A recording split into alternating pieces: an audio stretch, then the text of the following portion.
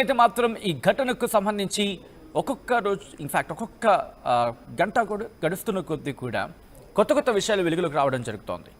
మరి ముఖ్యంగా ఈ అబ్బాయికి సంబంధించి ఈ నిందితుడికి సంబంధించి ఆ ఇన్వెస్టిగేషన్ జరుగుతున్న క్రమంలో ఒక్కొక్క విషయం బయటకు వస్తుంటే షాకింగ్గా ఉన్నాయి.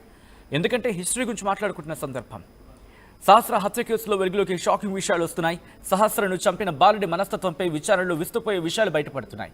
ఓటీటీలో క్రైమ్ సిరీస్లు చూసి నేరాలపై అవగాహన పెంచుకున్నవాడు ఎలా దొంగతనాలు చేయాలి, ఎలా తప్పించుకోవాలి, ఎవరైనా అడ్డుకుంటే చంపి ఎలా పారిపోవాలో నేర్చుకున్నాడు నిందితుడు అంటూ తెలుస్తోంది. ఏడాదిగా కత్తి వెంట పెట్టుకుని తిరుగుతున్నాడు నిందితుడు. పలుమార్లు స్కూల్ బ్యాగ్లో కత్తి పెట్టుకుని వెళ్ళినట్లు అనుమానాలు వ్యక్తమవుతున్నాయి. స్కూల్లో తోటి విద్యార్థులతోనూ క్రిమినల్ ప్రవర్తన ఉండేదట. ఈ నేపథ్యంలో ఆ ఘటనకు సంబంధించి ఎప్పుడైతే సహస్రను హత్య చేసిన తర్వాత అతగాన్ని పట్టుకొని విచారణ చేస్తున్న క్రమంలో మరిన్ని విస్తుపోయి నిజాలు బయటపడుతున్నాయి. ఈ క్రమంలో పోలీసు ఉన్నతాధికారులు రియాక్ట్ అయ్యారు. వాళ్ళేమంటున్నారో చూద్దాం. అవునండి, ఆయన ఒక స్లిప్ రాసుకున్నాడు. ఆ స్లిప్లో ఏంటంటే ఫస్ట్ ఒక గ్యాసు ప్లస్ టేబుల్ ఎట్లా రెడీ చేసుకోవాలి, తర్వాత ఆ గ్యాస్ను ఉపయోగించి లాక్ ఎట్లా ఓపెన్ చేయాలి, తర్వాత మనీ ఎట్లా తీసుకోవాలి, మళ్ళీ ఆ గ్యాస్ ఆన్ చేసి ఆ లాక్ చేసి ఎట్లా బయటపడాలి అని చెప్పేసి రాసుకొని లాస్ట్లో మిషన్ డన్ అని రాసుకున్నాడు. అంటే అది ఎప్పుడు రాసుకున్నాం అంటే కొద్దిగా ముందే, అంటే ఒక 1 month బ్యాక్ రాసుకున్నాం అని చెప్తున్నాడు. అంటే ఆయనకి ముందే ఆ థాట్స్ ఉన్నాయని మనకు అర్థమవుతా ఉంది. బ్యాట్ దొంగతనం కోసం వెళ్ళాడు. లేదు, మనం ఎన్నిసార్లు అడిగినా మనీ గురించి చెప్పడం లేదు. నాకు ఆ బ్యాట్ యాక్చువల్గా ఏంటంటే డిసీజ్డ్ వాళ్ళ తమ్ముడు 6 years ఉంటాయి, ఈయన కలిసి క్రికెట్ ఆడేవాళ్ళు. ఆ బ్యాట్ ఈయనకి బాగా నచ్చింది, స్ట్రోక్ బాగా ఉంది, నాకు బాగా నచ్చింది, నాకు ఇవ్వు నేను కూడా ఆడతా అంటే ఇచ్చేవాడు కదా పిల్లవాడు. సో దాంతో నేను ఎట్లయినా దాన్ని సొంతం చేసుకోవాలనే ఆలోచనతో 2-3 daysగా ప్లాన్ చేస్తున్నామని చెప్పాడు. దానికోసం అతను చెప్పింది ఏంటంటే ఇంట్లో ఎవరు లేరు, నార్మల్గా వీళ్ళు ఏంటంటే ఇల్లు దగ్గరికి వేసి వెళ్తారట.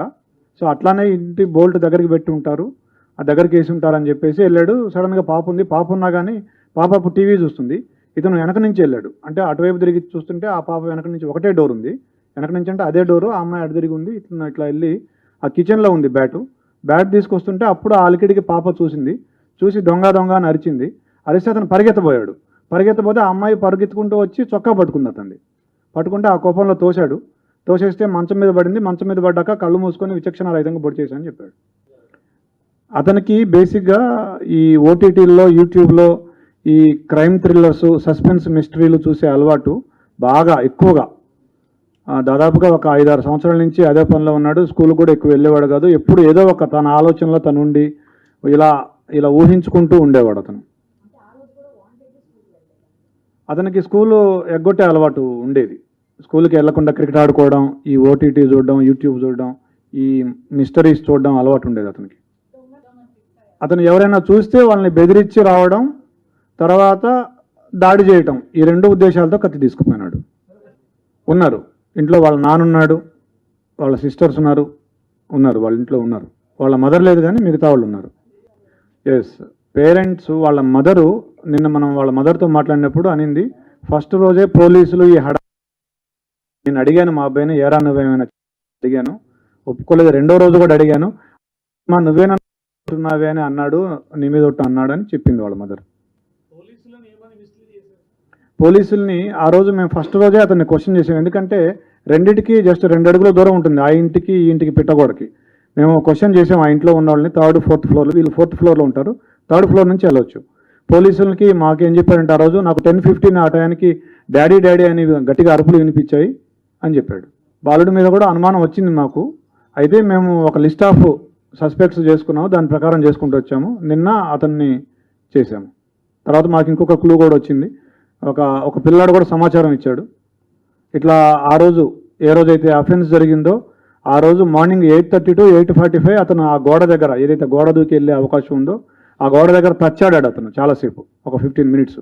ఆ సమాచారంతో మా అనుమానం ఇంకా ఎక్కువై, మా అనుమానం నిర్ధారణ అయ్యి అతన్ని మళ్ళీ విచారించాము.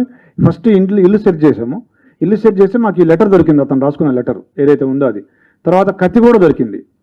3 కత్తులు ఉన్నాయి. ఏ కత్తి అంటే, సార్ నల్ల కత్తి, నల్లపిడి ఉంటుంది, దానికి అంచు నల్లగా ఉంటుందని అతనే చెప్పాడు. ఆ కత్తి తీసుకొస్తే ఇదేం చూపించాడు. బట్టలు ఏం చేశాడంటే అతను అఫెన్స్ చేయగానే ఆ కత్తి అక్కడే కడిగేసి గోడ దూకి మళ్ళీ ఇంట్లోకి వెళ్ళేటప్పుడు వాళ్ళ నాన్న సిస్టర్స్ ఉన్నారు, వాళ్ళు ఏమైనా చూస్తారేమో అని ఆరేసిన షర్ట్ తీసుకొని ఇట్లా అడ్డం పెట్టుకొని ఇంట్లోకి వెళ్ళి బాత్రూంలోకి వెళ్ళి స్నానం చేసి ఆ టీ షర్టు ప్యాంటు రెండు వాషింగ్ మెషిన్లో వేసాడు. But we found some slight blood on the clothes. We have called a special investigation team, forensic team. వాళ్ళు స్పెషల్ లైటింగ్ స్పెషల్ స్పెట్స్ వాడి they are able to found it. I also have seen it. Yes అతనికి ఒక కుందేలు ఉండేది.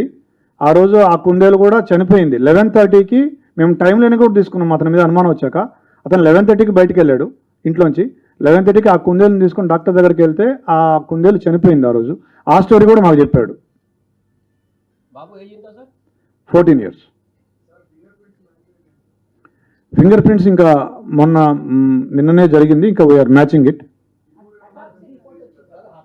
లేదు, మనకున్న సమాచారం మేరకు ఇంతవరకు అయితే ఏం లేదు.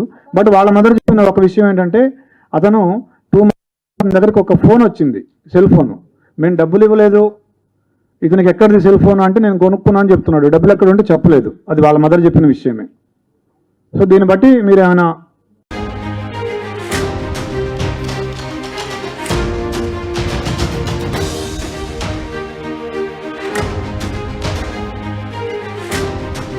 బ్రేకింగ్ న్యూస్ చూస్తున్నారు. సహస్ర హత్య కేసులో వెలుగులోకి షాకింగ్ విషయాలు వస్తున్నాయి. సహస్రను చంపిన బాలుడి మనస్తత్వంపై విచారణలో విస్తుపోయే విషయాలు బయటపడుతున్నాయి. ఓటీటీలో క్రైమ్ సిరీస్లు చూసి నేరాలపై అవగాహన పెంచుకున్నాడు నిందితుడు. ఎలా దొంగతనాలు చేయాలి, ఎలా తప్పించుకోవాలి, ఎవరైనా అడ్డుకుంటే చంపి ఎలా పారిపోవాలి అనే అంశాలని చూసి నేర్చుకున్నాడు నిందితుడు. ఏడాదిగా కత్తి వెంట పెట్టుకొని తిరుగుతున్నాడు నిందితుడు. పలుమార్లు స్కూల్ బ్యాగ్లో కత్తి పెట్టుకున్నట్లు అనుమానాలు వ్యక్తమవుతున్నాయి. స్కూల్లో తోటి విద్యార్థులతోనూ క్రిమినల్ ప్రవర్తన ఉండేదట. సో ఈ నేపథ్యంలోని ఇన్ఫ్యాక్ట్ కొద్దిసేపటి క్రితం పోలీసులు మాట్లాడుతున్న క్రమంలో కూడా పోలీసు ఉన్నతాధికారులు మాట్లాడుతున్నప్పుడు కూడా ఒకే అంశాన్ని వాళ్ళు చెప్పడం జరుగుతోంది. ఏమని? స్కూలుకు కూడా దాదాపుగా 1 లేదా 2 రోజులు వెళ్ళేవాడు, అది కూడా వారంలో 1 లేదా 2 రోజులు మాత్రమే స్కూల్కి వెళ్ళేవాడు అంటూ కూడా పోలీసులు చెప్పుకొచ్చిన సందర్భం. దీంతో పాటు దొంగతనాలకు సంబంధించి కూడా అలవాటు ఉందా, ఈ క్వశ్చన్ రైజ్ అవుతోంది. స్కూల్కి వెళ్ళకపోవడం, దాంతోపాటు ఒక కైండ్ ఆఫ్ లగ్జరియస్ లైఫ్ని కోరుకోవడం, దాంతోపాటు ఈ క్రైమ్ సిరీస్ చూడడం, ఇలా ఒకదాని తర్వాత ఒకటి 10th క్లాస్కి ఇంతటి దారుణమైన మనస్తత్వానికి ఒదిగిపోయాడు. ఒక 10th క్లాస్ విద్యార్థిని సాధారణంగా ఏం చూస్తూ ఉంటాం? చదువుకునే పిల్లాడు కాబట్టి చదువుకుంటూ ఉంటారు, లేకపోతే కాస్త ఆటలాడుకోవడానికో లేకపోతే సినిమాల వైపు కాస్త ఆసక్తి చూపించే అవకాశం ఉంటుంది. బట్ క్రిమినల్ మైండ్ సెట్ పూర్తిగా డెవలప్ అయిపోయిన సందర్భం. పూర్తిగా డెవలప్ అయిపోయిందని చెప్పి మీరెలా కన్ఫర్మ్ చేయగలరు అనే అంశానికి సంబంధించి క్వశ్చన్ చేసినప్పుడు ఒకసారి ఆలోచించండి. ఈరోజు జరిగిన ఘటన దేనికి నిదర్శనం? ఈరోజు జరిగిన ఘటన ఆ తల్లిదండ్రుల బాధ ఎవరికి అర్థమవుతుంది? మీరు చూడొచ్చు, సహస్ర ఇల్లది, ఆ ఘటన జరిగిన ప్రదేశం అది. ఆ ఇంట్లోకి చొరబడి సహస్ర మీద దాడి చేసి అత్యంత దారుణంగా, అత్యంత అమానవీయంగా, అత్యంత క్రూరంగా చంపేశాడు. అయితే ఆ కత్తి ఉంది కదా, ఆ కత్తికి సంబంధించి మాట్లాడుకునే క్రమంలో ఇంట్లోనే బహుశా ఏదో ఒక ఎలుకని పెంచుతున్నాడట. ఒక ఎలుకో కుందేలు ఏదో ఒక చిన్న పెట్ని పెంచుతున్నాడట. ఒక పెట్ని పెంచుతున్న సందర్భంలో ఆ పెట్ కోసం, ఆ పెట్ ఫీడ్ చేయడానికో లేకపోతే సమ్ అదర్ రీజన్ ఏదైనా కావచ్చు, దానికోసం ఒక కత్తి కూడా వెంట పెట్టుకుని తిరిగేవాడట. అది స్కూల్కి ఇన్ఫ్యాక్ట్